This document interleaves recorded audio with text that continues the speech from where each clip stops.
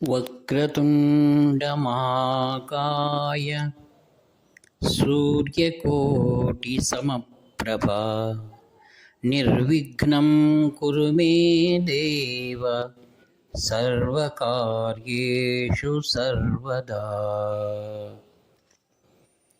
सदाशिवसमारम्भां शङ्कराचार्यमध्यमाम् अस्मदाचार्यपर्यन्तां वन्दे गुरुपरम्पराम्।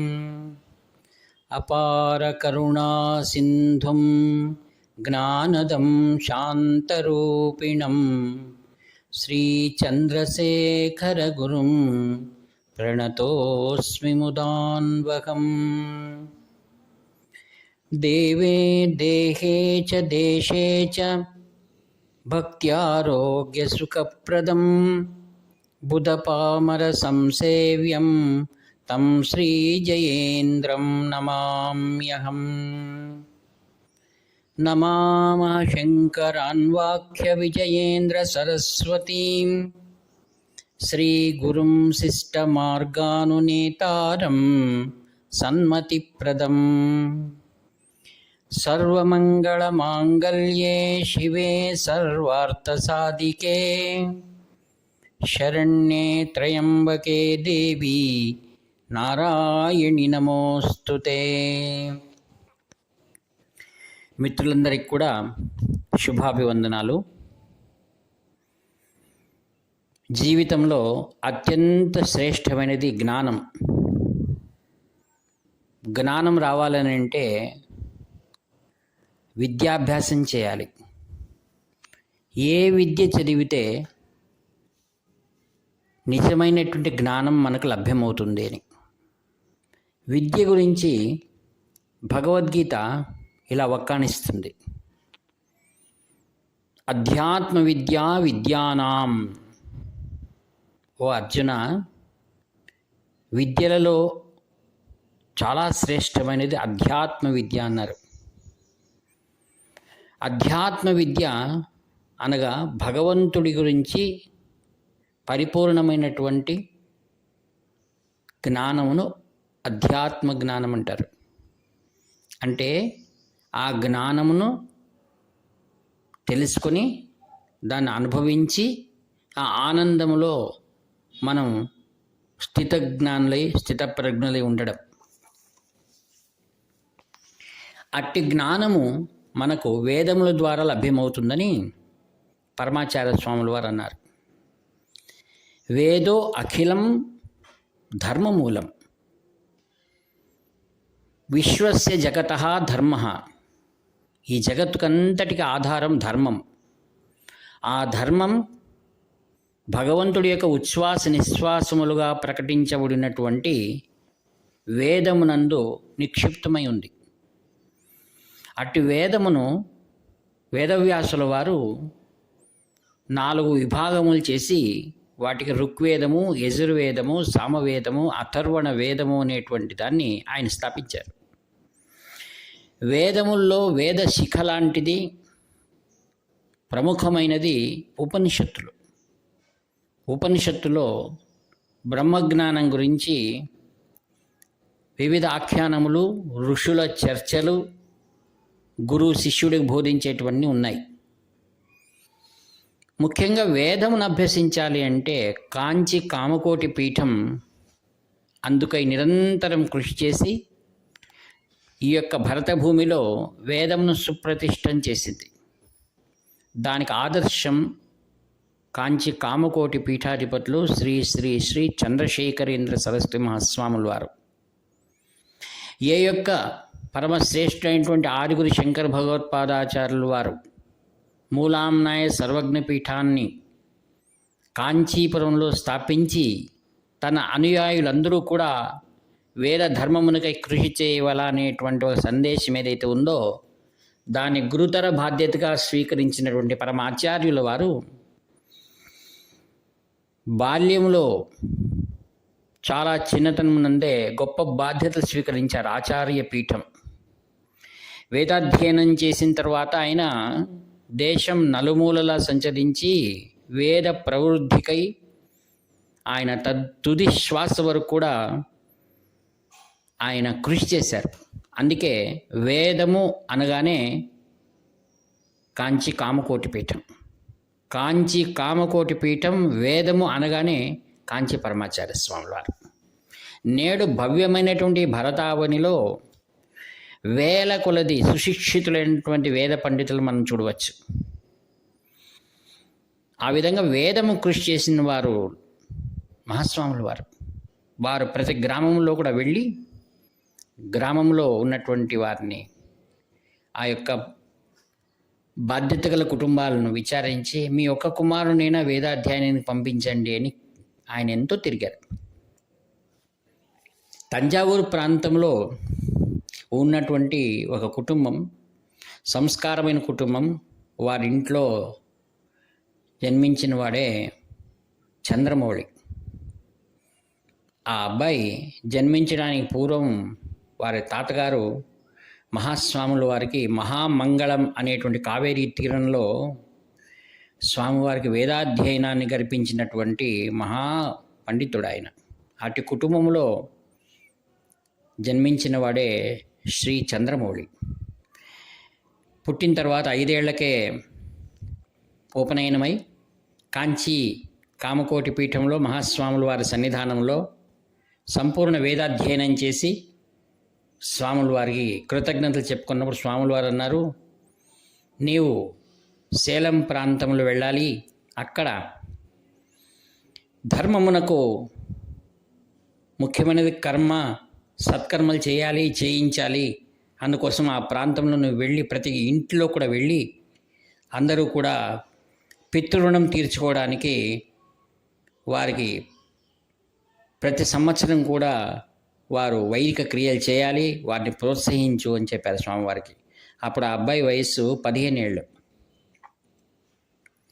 స్వాములవారి ఆజ్ఞను శిరస వహించి సేలం ప్రాంతంలో వెళ్ళి ప్రతి ఇంటి గడపకు వెళ్ళి, ఏమండి మీ ఇంట్లో వైదికం వదలొద్దండి, కేవలం తర్పణాదులతో ముగించకండి అని వారిని ప్రోత్సహించి సమైక్యపరిచి, ఎవరికైనా డబ్బు సహాయం కావాలంటే ఉన్నవారి దగ్గర వాళ్ళకి ఇప్పించి ప్రతి సంవత్సరం కూడా పితృకార్యాలు జరిపించేటువంటి వాడు.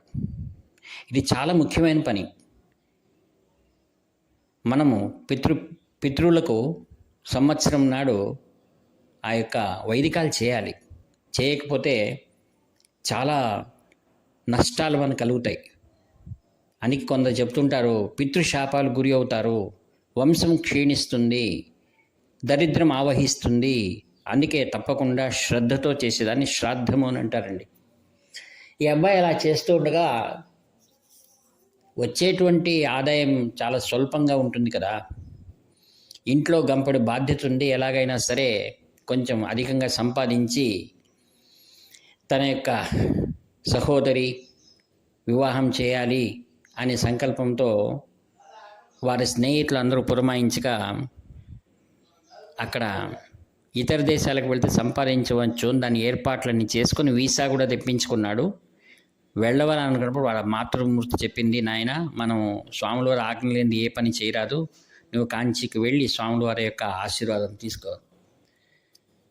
వచ్చి అడిగితే స్వాముల వారు ఇప్పుడు సతారాలో ఉన్నారండి అన్నారు. అప్పుడు అక్కడికి వచ్చారు, స్వాముల వారి దగ్గరికి వచ్చారు. వచ్చి ఆ అబ్బాయి నమస్కారం చేశాడు. వచ్చి స్వాముల వారు అన్నారు, నీ దగ్గర ఉన్నటువంటి ఆ యొక్క వీసా రికార్డ్స్ని ఇక్కడ ఇవ్వు అన్నారు. స్వాముల వారికి అన్ని త్రికాల జ్ఞానాలు తెలుసు కదా, ఇప్పించుకున్నారు. ఇప్పించుకొని వాటిని చించి అటువైపు పారేశారు. అబ్బాయికి ఎంత బాధ అనిపించిందంటే, నేను ఎంతో ఆశతో వచ్చాను, స్వాముల వారు దీవిస్తారని, ఇలా చేశారు కదా అని ఇంకేమి ఎక్కువ మాట్లాడలేకుండా సాష్టాంగ నమస్కారం చేసి స్వామివారి ప్రసాదం ఇచ్చి మీ మాతృమూర్తికి ఇవ్వు అని పంపించేశారు. ఇంటికి వచ్చి కలత చెందాడు. నేను ఎంతో ఆశతో ఉన్నాను, అదే బాల్యము, అందులో మూర్ఖత్వం అనేది ఉంటుంది. నన్ను గురువుగారు ఇలా చేశారు కదా, నా యొక్క భావి జీవితం చాలా బాగుంటుందని నేను కలలు కన్నాను అని ఎంతో బాధపడి 15 రోజుల వరకు ఎంతో బాధతో ఉన్నాడు. ఒకరోజు వారికి శ్రీమఠం నుండి ఒక పిలుపు వచ్చింది. మీరు మీ తల్లితో కలిసి సతారాకు వచ్చి స్వాముల వారిని కలవాలని సందేశం అన్నారు.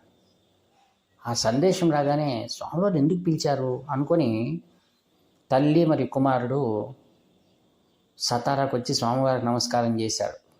కూర్చో అన్నారు స్వామివారు. తర్వాత ఒక పరిచారకుని పిలిచి అక్కడ న్యూస్ పేపర్ ఉంది కదా, అది తీసుకొచ్చి వీళ్ళకి అన్నారు. ఆ న్యూస్ పేపర్ ఇచ్చి, అమ్మ నీకు తమిళ వచ్చా అని అడిగారు. వచ్చి స్వామి అంది. దాన్ని చదువమ్మా అన్నారు. దాన్ని చదివితే దాంట్లో ఏముంది, తమిళ భాషలో కాంచి కామకోటి పీఠం నుంచి చంద్రమౌళి అనేటువంటి ఒక బ్రహ్మచారి విదేశాలకు వెళ్ళవాలని ఏర్పాట్లు చేసుకున్నారు. అయితే ఆయన వెళ్ళడానికి కాలేదు. కొన్ని కారణాల వల్ల వాళ్ళ గురువు వారికి అనుగ్రహం చేయలేదు. అయితే అదే స్థానంలో ఇంకొకరిని ఆ దేవాలయం వాళ్ళు సెలెక్ట్ చేశారు. ఆయన అమెరికాకు వెళ్తున్న సందర్భంలో ఫ్లైట్ క్రాష్ అయింది. విమాన ప్రమాదంలో ఆయన దుర్మరణం చెందాడు అని ఉంది. ఆ చదువుతో గడగడ వణికిపోయింది. అప్పుడు స్వాముల వారు అన్నారు, అమ్మా ఎందుకుగా నేను వద్దన్నానో నీకు అర్థమైందా? ఒకవేళ ఆ అబ్బాయి వెళ్ళి ఉండింటే నీకు పుత్రశోకం మిగిలేది. చంద్రమౌళేమో నా పైన చాలా కోపగించుకొని అలిగి 15 రోజులు విశ్రాంతి లేకుండా మనసులో చాలా బాధపడుతున్నాడు. మరి ఇప్పుడు ఏమంటావు బాబు అన్నాడు. సాష్టాంగ నమస్కారం చేసి, నా జీవితం నాశనమైపోయింది అనుకున్నాను, నా జీవితాన్ని మీరు ఉద్ధరించారు స్వామి అన్నాడు. అప్పుడు కన్నీళ్ళు పెట్టుకొని బాధపడుతుంటే, బాబు ఇంకొకసారి నీకు జీవితంలో మరలా అవకాశం వస్తుంది, అప్పుడు వెళ్ళుదువుగాక అన్నాడు. చూడండి, కరుణామయుడు. స్వాములు వారి సిద్ధి పొందిన తర్వాత 1 సంవత్సరానికి మరలా అతనికి టొరంటో నగరం నుండి అతనికి ఆహ్వానం వచ్చింది. అప్పుడు ఆయన మరలా తల్లి ఆజ్ఞ ప్రకారం కాంచీపురానికి వచ్చి అక్కడ ఉన్నటువంటి పరిచారకులు శ్రీ కుమరేషన్ గారని స్వాముల వారితో ఎప్పుడు ఉండేవారు. ఆయన చడగ్గానే స్వాముల వారు నాకు ఆశీర్వాదం కావాలంటే 2 పూలు, ఒకటి తెలుపు ఒకటి ఎరుపు పూలు స్వామివారి ముందర పెట్టి ప్రార్థించారు. బృందావనం పైన పెట్టి స్వాముల వారు తెల్ల పువ్వును కుడివైపు పడింది. అప్పుడు ఆయన చెప్పారు, శ్రీ కుమరేషన్ నీకు ఆశీర్వాదమైంది, క్షేమంగా టొరంటో వెళ్ళవచ్చు అన్నారు. వెనకలు కూడా స్వాముల వారు ప్రత్యక్షంగా చెప్పి ఉంటే నీకు మరలా ఒక అవకాశం వస్తుంది, వెళ్ళిరమ్మని. అప్పుడు ఎంతో ఆనందంగా స్వాముల వారి దివ్య ఆశీస్సులు పొంది తీర్థప్రసాదాలు స్వీకరించి మాతృమూర్తికి నమస్కారం చేసుకొని మంచి శుభవేళలో ఆయన టొరంటో నగరానికి వెళ్ళి, టొరంటో నగరంలో ఒక దేవాలయంలో ప్రస్తుతం ఉన్నారు ఆయన. అక్కడ విశేషంగా దైవ కార్యాలు చేస్తూ ఎక్కడికి వెళ్ళాలన్నా మడి ఆచారం అన్నీ పెట్టుకున్నారు. అక్కడ కూడా దర్భ భారతదేశం నుంచి తీసుకువెళ్ళి అక్కడ దాన్ని పెంచి దర్భ ద్వారా అనేకమైన కార్యక్రమాలు ఏముంటాయి అవి పితృకార్యాలు కూడా, దైవ కార్యాలు, శుభకార్యాలు చేయిస్తూ భారతదేశంలో ఉన్నటువంటి వారు ఎక్కడైతే స్థిరపడి ఉన్నారో ఆ టొరంటోలో అందరికీ కూడా కార్యక్రమాలు చేయిస్తూ మహాస్వాముల వారి జయంతి మరియు ఆరాధనా కార్యక్రమాలు స్పష్టంగా చేయించేవారు. ఒకసారి ఆయన అక్కడ సువాసిని పూజ పెట్టుకున్నారు. సువాసిని పూజ ఈరోజు ఉంటే వెనకటి 2 రోజులు మహాస్వాముల వారి కల్లో కనపడి తీర్థమివ్వు నా ఆశీర్వాదం ఉంది అన్నారు సువాసినీలకు. అప్పుడు కరెక్ట్గా ఆ రోజు పూజ చేస్తుండగా మన శ్రీ జయేంద్ర సరస్వాముల వారు బృందావనానికి పూజ చేస్తున్న వారు పరిచారకుడు ద్వారా ఫోన్ చేయించారు. చంద్రమౌళి నీవు తీర్థం ఇవ్వాలి అని ఆలోచన చేస్తున్నావు కదా, నేను బృందావనం ఉంటున్నాను, బృందావనంలో స్వాముల వారు చెప్తున్నారు చంద్రమౌళికి సందేశం పంపించు, అందరికీ తీర్థమిచ్చి 108 సువాసనలు పూజించమను అని. ఆశ్చర్యపోయారు అందరూ, అక్కడ ఉన్న వాళ్ళందరూ కూడా.